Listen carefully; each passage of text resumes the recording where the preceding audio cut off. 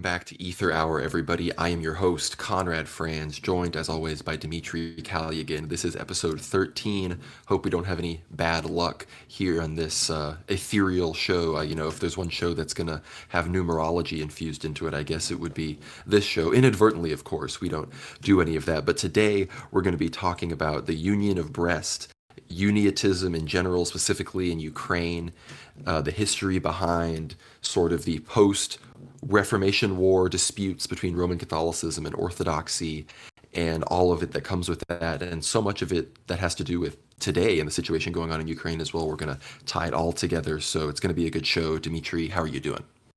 Doing great, Conrad. Of course, this Union of Brest issue, it would come up a lot of the time in the news, maybe just on people's tongues, because I think even the Ukrainians and Russians and just historians in general understand that this is the pivotal moment in the second millennium of Christian history, where this idea of Ukraine being separate from Russia really does appear. And of course, as Breitbart used to say, culture is downstream from religion. And so what we see is this religious rift amongst the Russian people in Western Russia and in Eastern Russia being caused by this union with the Catholics, essentially. And this all occurs in Brest as well as in Rome in the late 1590s. Which seems like it's a long time away, but it's only 400 years. So in fact, this is quite a novel issue, and it's only been going on for just the last few centuries.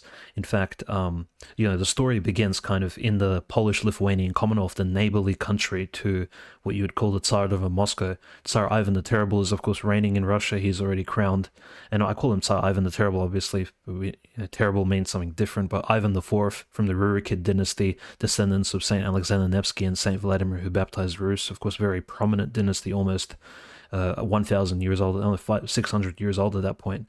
And Russia's very, very much emerging as this new Third Rome type tsardom and empire after the fall of Constantinople in 1453. And of course, what you have in Western and Central Europe is this great Polish Lithuanian Commonwealth, this union between Lithuania as well as Poland and also Western Ukrainian lands, which at that point were Western Russian lands, and they were mostly populated with Orthodox Christians as well as a large Ashkenazi Jewish population as well, which we won't go into too in depth in this particular episode, but nevertheless, the Orthodox population constituted roughly about a third of the Polish Lithuanian Commonwealth, maybe roughly a quarter at the lowest estimates, but it was very sizable. So the Orthodox people were a minority in the Polish Lithuanian Republic. And we call it a republic, but it was a kingdom mixed with some parliamentarian democratic elements, which gave it, in a way, it was almost like the first republic in Europe, this weird kingship type mix. But nevertheless, Orthodox bishops, there were roughly 7 Western Orthodox bishops. They were under the ecumenical patriarch in this land, and they felt this tremendous pressure over time, mostly cultural, but also political pressure from the Orthodox laity. Now, you'd have this Orthodox laity, essentially.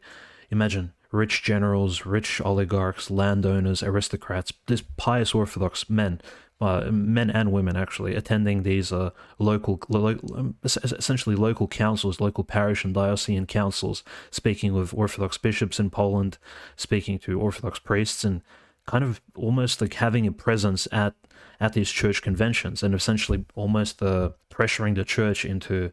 not the church, but the clergy into taking their wishes into account.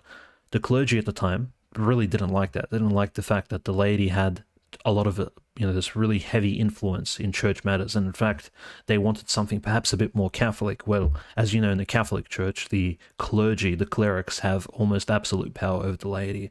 Of course, the bishops, especially the cardinals and the Pope himself, they can almost crown and they have the authority to bless kings. There's no particular sharing of power. In fact, the clergy itself is almost like the personification of the church. There is no sharing of power with laity. I mean, maybe this is a simplistic oversimplification of the church politics, but definitely there isn't this same understanding as what's happening in the Orthodox Church. So the clergy here in Western Ukraine, this Orthodox clergy, and technically speaking, they were under the ecumenical patriarch, based in cities like Kiev, Lvov, Vladimir. This is Western Ukrainian Vladimir, and they essentially, the majority of them wanted to seek a union with the Catholics, and the union, of course, was under very pro-Orthodox Russian positions, they drafted this document, and this document wasn't drafted at a council. It was essentially the opinions of the vast majority of, I guess, the prominent Orthodox people at the time.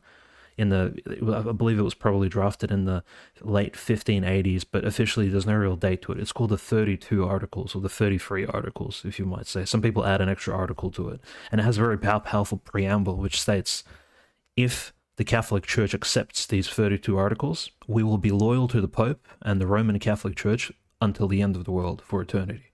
And it's just very powerful. It says, look, you guys accept our conditions and we will join you forever in union. It's like, okay, well, isn't this what the Roman Catholics wanted, for the Orthodox to come back and leave their heresies and schisms, so to speak, and rejoin? This is what they wanted at Constantinople and the Council of Florence. And so they have this particular chance now. And so two Western Russian bishops, Bishop Hypatius and Bishop Kirill, they travel all the way to Rome. They travel for 2 months somewhere between autumn, and they reach Rome in November of 1595. And for about 1.5 months, they're having this discussion with the Pope, and the Pope, he's kind of really lazy about all of this, because in fact he doesn't want to consider these 32 articles. He doesn't want to accept the conditions of the Western Russian Orthodox Church. And so, in fact, in the end, we're not even sure. The historical documents are completely silent, and even the secretary of the Pope, Antonioni doesn't even state if the 32 articles are accepted. He just says, look, the two Russian bishops, they simply came to the council, Hypatius and Kirill, and then they just accepted the Roman Catholic Church, and they attended liturgy in December, like 2 days before Christmas, December of 1595, on the 23rd of December. They had a liturgy with us, and they proclaimed union with the Catholic Church. And of course, these two bishops return home to Western Ukraine, to Poland.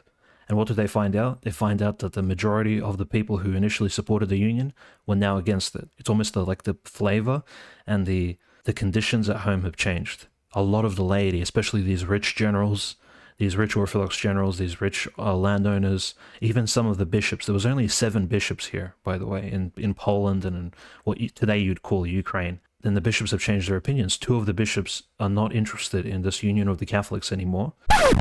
That is it for the free preview of episode 13 of Aether Hour, everybody. Click the link in the show notes below or the YouTube description, wherever you're listening, to hear the full thing on Substack, worldwarnow.substack.com.